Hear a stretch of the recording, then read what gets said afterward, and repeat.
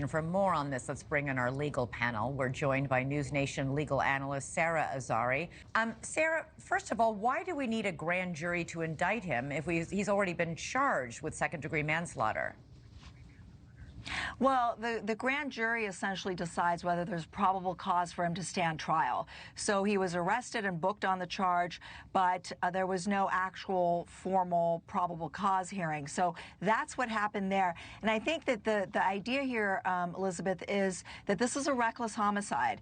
The idea that he is not law enforcement, he did not know about the fat record that Sloan just laid out that Neely had. And so was the force that he used to essentially what he's claiming act in self-defense or defense of others, was it reasonable and commensurate with the threat that was posed by this homeless victim?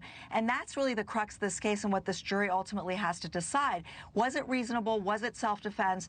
Or was it maybe some other defense like the causation of death unrelated, or maybe that it was an accident? But it seems like he's sticking to self-defense. Sara, Jordan Neely, the victim in this case, had a very long arrest record. He was arrested more than 40 times.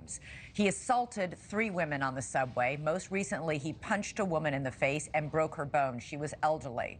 Can they use his past behavior in court in this trial to buttress their claims of self-defense? No, because this is not a George Floyd type of chokehold, although to Bernardo's point, it was 5 minutes. And so once you subdue the person in that threat, at some point you cross the line to recklessness. You got to let him go. But to your point, Elizabeth, you know, the idea here is that, you know, as a civilian, even a former Marine, he had no reason to know what Neely's history was, you know, that he had all of this sort of red flags on his criminal record, et cetera. And so for him to act this way, he's acting this way just based on the conduct before him. Right, and but that's the where argument, Bernardo's analysis. Sara, the argument is that his behavior was so erratic and so threatening, and nobody has video of that. And we know that he has a long history of acting. He was on the city's watch list for most disturbed people on the subway.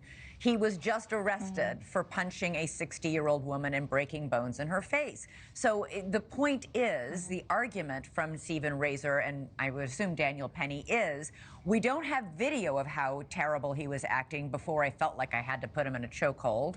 So we must therefore enter into evidence the fact that he has such a lengthy history of acting in ways that were frightening and actually physical.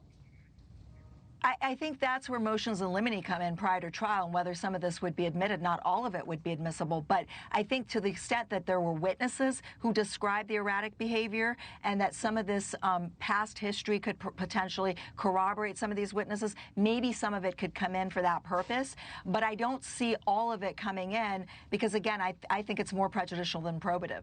Bernardo, can you weigh in?